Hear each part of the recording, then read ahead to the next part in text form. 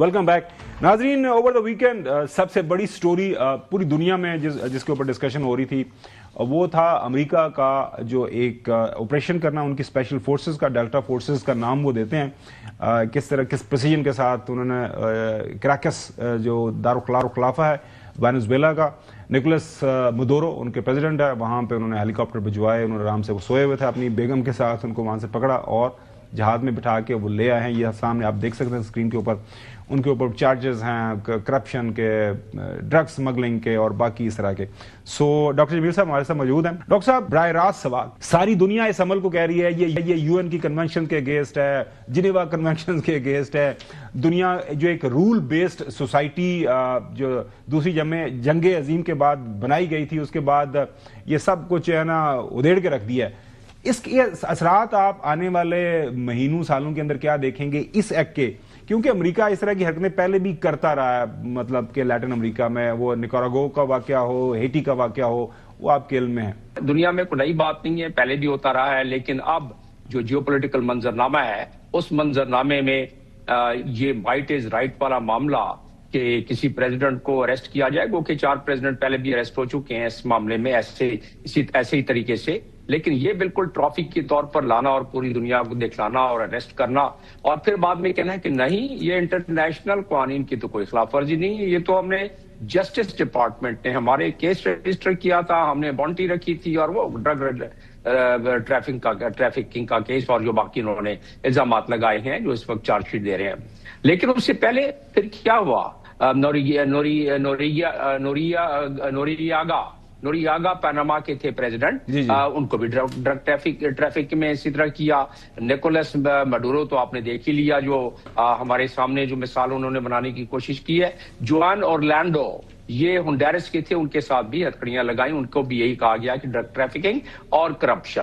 تو یہ تمام الزامات ماں سوائے صدام حسین کے جن کو کے خلاف کرائم اگینسٹ ہیومینٹی کے الزام لگایا, باقی تو ساروں کے پاس ہی. اب رہا یہ کہ رجیم چینج تو تقریباً 4 درجن کے مطابق سے زیادہ رجیم چینج کرانے میں مختلف طریقے سے رجیم چینج امریکہ نے کرایا, یہ ان کے ریکارڈ کے مطابق ہے.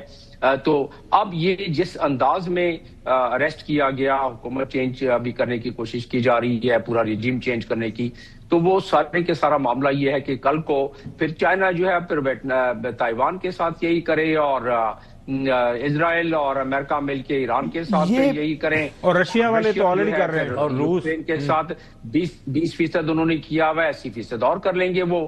تو پھر تو رول بیس کو جو ملک جتنا طاقتور ہوگا اسی حساب سے ہوگا. حسن سوال کرنا چاہ رہے ہیں. جی دیکھیں, ایک بار پھر امریکہ یہ باور کرانا چاہ رہا ہے دنیا کے اندر کہ کوئی دوسری سپر پاور اس کے مقابلے میں نہیں ہے, وہ اکیلی سپر پاور ہے, اور وہ ہر عمل کے بعد وہ اس بات کو کلیم بھی کرتا ہے کہ جو ہم نے کیا ہے یہ اور کوئی ملک نہیں کر سکتا.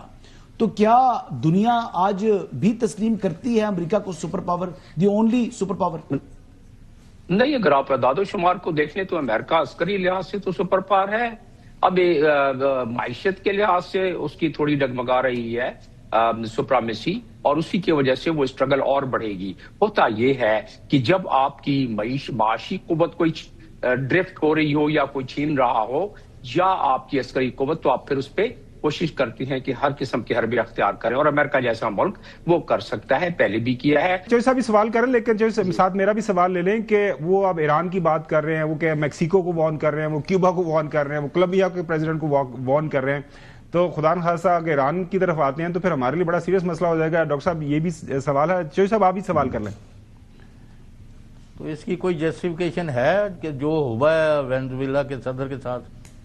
ڈاکٹر صاحب نہیں, جسٹیفیکیشن تو کوئی نہیں ہے نا. یہ سسکیاں لیتی ہوئی انٹرنیشنل آرڈر جس میں اقوام متحدہ کے چارٹر کے آرٹیکل 2 سب آرٹیکل 4 اور آرٹیکل 7 کی تو کوئی لاج ہی نہیں رکھی گئی نا.